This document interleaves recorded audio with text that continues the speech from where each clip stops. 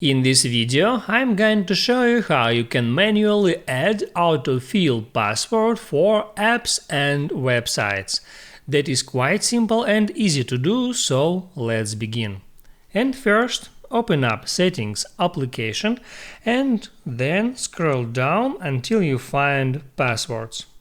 Now, here you can find the list of all your saved passwords on that device, and in order to add a new password here, all you have to do is tap on that plus sign where you can enter a website, let it be Instagram, and then here you can enter your Instagram username and then enter Instagram password.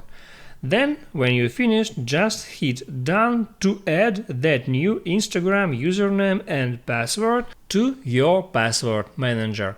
Also, in any time you can delete that password as other passwords. Here you can just swipe to the left on any password, then tap on Delete to remove that data from your passwords manager. That's it. If this video helped you out, don't forget to like and subscribe.